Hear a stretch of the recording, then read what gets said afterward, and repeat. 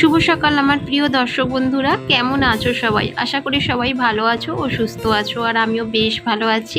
শুভপ্রিয়া ক্রিয়েশনের আর একটা নতুন ব্লগে তোমাদের অনেক অনেক স্বাগত। যে যেখান থেকেই আমার এই ব্লগটা দেখো না কেন, তাদের অনেক ভালোবাসা আমার এই ছোট্ট ব্লগে।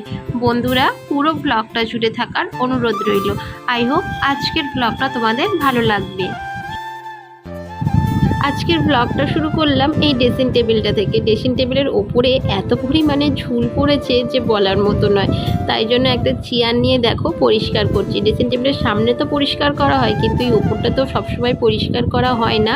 আর যখনই দেখি না পাখা চালালে টুকটাক ঝুল পড়তেই থাকে, তাই ভেবেই নিয়েছিলাম আজকের এই যে সকালে যে এই ঘরটাকে না একটু ভালো করে পরিষ্কার করব। আর যেহেতু দেখো ওপর থেকে মানে ঝুলগুলো পড়ে আর এই ড্রেসিং টেবিলের সামনের দিকটাও এত পরিমাণে নোংরা হয়ে গেল যে একটু ভিজে কাপড় দিয়ে না মুছলে না একদমই যেত না। আর আজকের সকালে ব্রেকফাস্ট করব না বলে এই সমস্ত কাজে হাত লাগিয়েছি বন্ধুরা। যদি ব্রেকফাস্ট করতে যেতাম তাহলে আর এই সমস্ত কাজগুলো আমার করা হতো না। আর এই যে দেখছো ধুলো কাকে বলে দেখো, মানে সব কিন্তু এই ড্রেসিং টেবিলের মাথা থেকেই পড়েছে। চলো এগুলোকে একটু ভালো করে পরিষ্কার করে নিই, নাহলে নিজেরই একটা হাত দিতে কেমন ঘিন ঘিন করছে। কি বলো তো, মেয়েদের তো ড্রেসিং টেবিলটা খুব শখের জিনিস, তাই একটু পরিষ্কার পরিচ্ছন্ন না করে রাখলে মানে নিজেদেরই একটা কেমন মনে হয়। আজকে সকালে ঘুম থেকে উঠেছি সকাল 7টায়। হ্যাঁ বন্ধুরা, একটু বেলা হয়ে গেছে, কিন্তু কি করব বলো, মানে সব সময় তো তাড়াতাড়ি ঘুম ভাঙে না, মাঝে মধ্যে একটু লেট হয়েও যায়। আর আজকে না ছেলেকে স্কুলে পাঠাবো না, কারণ কি বলো তো, ছেলের শরীরটা না খুবই খারাপ। গতকালও স্কুল গেছিল, কিন্তু তারপর থেকে দেখছি ওর শরীরটা আরও বেশি খারাপ হয়ে গেছে। তাই জন্য ভাবছি ও পুরোপুরি সুস্থ না হওয়া পর্যন্ত আমি ওকে স্কুলে এখন পাঠাবো না। কারণ কি বলো তো, সমস্ত রকম বাচ্চাদের মধ্যেই সমস্ত রকম একটা কি বলবো ভাইরাস সৃষ্টি হয়। মানে ধরো আমার বাচ্চা থেকে অন্যের বাচ্চা সেটা হতে পারে। তাই জন্য ভাবছি যে পুরোপুরি ও সুস্থ না হওয়া পর্যন্ত আমি ওকে স্কুলে এখন পাঠাবো না। তো যাই হোক, এই দেখো খাটগুলোও এখন ভালো করে মুছে নিচ্ছি, কারণ ওই যে ধুলোটা ঝেড়েছিলাম সব জায়গাতেই একটু একটু করে পড়েছে। আর দেখবে এগুলো না ফ্যান চালালে পুরো সারা ঘরে উঠতে থাকে, তাই জন্য একটু দেখো জল ন্যাকড়া দিয়ে ভালো করে মুছে নিচ্ছি। আমরা গৃহবধূরা সবসময় চাই নিজের ঘরটাকে একটু পরিষ্কার পরিচ্ছন্ন সুন্দর করে সাজিয়ে রাখতে, কিন্তু সুন্দর করে সাজানোটা তো হয়তো সবার পক্ষে সম্ভব হয় না, কিন্তু পরিষ্কার পরিচ্ছন্ন করে রাখাটা হয়তো সবার পক্ষেই সম্ভব হয়। শুধু কি বলো তো, মানে আলসামিটা দূরে সরিয়ে একটু কাজে হাত লাগালেই নিজের ঘর বাড়িটা একটু সুন্দর থাকে। হয়তো দামি ফার্নিচার দামি জিনিসপত্র ঘরে নাও থাকতে পারে, কিন্তু পরিষ্কার পরিচ্ছন্নটাই হচ্ছে মেন জিনিস। আর এই চার্জার লাইটটা দেখছো, এটা না খুব কাজের জিনিস বন্ধুরা। যখনই কারেন্ট চলে যায় তখনই না এটা দরকার পড়ে আমাদের।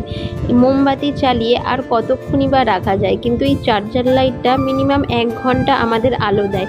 আর এটাকে না 2 দিন যাবত হলো না চার্জও দেওয়া হচ্ছে না, যেন ভাবছি মুছে টুছে একটু চার্জে বসিয়ে দেবো। কারণ দেখো বাইরে বৃষ্টি বাদলের দিন কখন কারেন্ট চলে যায় তার কোনো ঠিক নেই।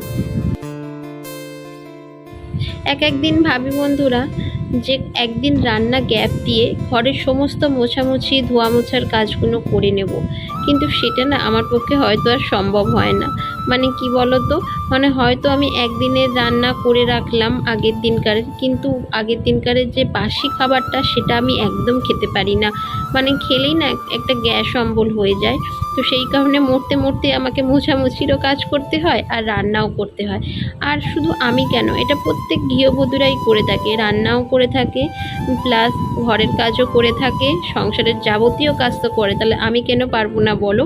কিন্তু মাঝে মাঝে একটু টায়ার্ড ফিল হয় জানো তো, যেটা তোমাদের সঙ্গে শেয়ার করতে কোনো রকম দুঃখ নেই আমার। এই কাপড়গুলো ভিজিয়ে রেখেছিলাম অনেকক্ষণ, কিন্তু বাইরে না টিপটিপ করে বৃষ্টি পড়ছিল বলে ধুয়ে মেলার আর সাহস হলো না। তাই জন্য মোছামুছির কাজে হাত লাগিয়েছিলাম। আর এখন দেখছি বাইরেটায় না বেশ রোদ্দুর উঠেছে, তাই ভাবলাম এই একটা সুযোগ, এবারই কেচে ধুয়ে মেলে দিই, যতটা জল ঝরার আর যতটা শুকনো হওয়ার হয়ে যাবে। আর এই যে দেখো আমার বর বাজার থেকে এনেছিল একটা বেকারির বিস্কুট, কিন্তু একটুখানি রেখে দিতেই দেখলাম একটু একটু পিঁপড়ে লেগেছে। যেহেতু বর্ষাকাল তো বন্ধুরা, পিঁপড়েটা না একটু বেশি হচ্ছে, পিঁপড়ে মাছি এগুলো একটু বেশিই দেখতে পাচ্ছি। তোমাদের বাড়িতেও কি হয় গো এরকম? একটু কমেন্ট করে জানিও। তো যাই হোক, এখন দেখো বিস্কুটগুলো ঢেলে নিচ্ছি। আর এইটা না, এই বিস্কুটটা সময় বিশেষে খুব কাজে লাগে। যখন ধরো সকালবেলা ব্রেকফাস্ট করতে একটু লেট হয়, একটা বিস্কিট খেয়ে জল খেলেই বেশ পেটটা ভরে যায়। আর আজকের না ও বাজার থেকে দেখো লোটে মাছ এনেছে, বেশ অনেক দিন পর লোটে মাছ খাবো। আর ফ্রিজে ধনেপাতা, টমেটো প্রায় সবই আছে, তো সেই কারণে না ও লোটে মাছটা এনেছে। আগের দিনই বলছিল যে আজকে একটু লোটে মাছ আনবো, তো আমি আর কিছু বলিনি। তারপর দেখলাম নিজেই বাজারে গিয়ে নিয়ে চলে এসছে। আর তার সাথে এনেছে একটু আমুদি মাছ, যেটা আমার খুব খুব পছন্দের। এটাও মাখা খেতে খুব ভালো লাগে। ধরো একটু বেগুন, একটু মানে কালো জিরে, কাঁচা লঙ্কা, পেঁয়াজ, টমেটো দিয়ে মাখা মাখা করলে বেশ খেতে ভালো লাগে। আর এতগুলো মাছ দেখে ভেবো না যে আমাদের এটা একদিনের, তা কিন্তু নয় বন্ধুরা। এটা আমাদের 2-3 দিনের মানে মাছ বাজার ও করে রেখেছে। আর দেখো তার সাথে এনেছে আজকের একটু মাংসও। কারণ কি বলো তো, প্রতিদিন তো বাজারে যাওয়া সম্ভব হয় না। এখন বৃষ্টির সময় তো বারবার তো বাজারে যাওয়া যায় না, বুঝতেই পারছো। তো সেই জন্য একেবারে মাছ মাংসও একসাথে এনে রেখেছে, যাতে টুকটুক করে আমি বের করে রান্না করতে পারি, যাতে আমার রান্নার কোনো রকম অসুবিধা না হয়। তো চলো বন্ধুরা, তোমাদের সাথে গল্প করতে করতে এদিকে আমার মাংসটাও ধোয়া হয়ে গেল। এবার একটু তুলে রাখি পরের দিনকারের জন্য। এখানে না 500-র মতো একটু মাংস আছে, হয়তো 500-র থেকে একটু বেশি আছে। আর মুরগির মাংস তো আমার বর খায় না, আমি আর আমার ছেলে খাই। তাই জন্য না একটু পরের দিনকারের জন্য তুলে রাখছি। আর আজকের দেখো এই কটাই রান্না করব। সকাল সকাল এই সমস্ত মাছ বাজার বা সবজি বাজার করা থাকলে রান্নাটা খুব তাড়াতাড়ি হয়ে যায়, জানো তো। আবার যখন একদম বাড়িতে কিছু থাকে না, কখন বাজার থেকে আসবে তারপরে রান্না হবে, এই রকম প্রত্যাশায় বসে থাকতে হয়। তো যাই হোক, এইরকম আমার খুব কমই পরিস্থিতি এসছে। তো এইখানে দেখো লোটে মাছটা বসালাম তো ঠিকই, কিন্তু এত পরিমাণে জল বেরিয়েছে যে এটা রান্না করতে করতে মিনিমাম আমার আধা ঘন্টা তো সময় লাগবেই।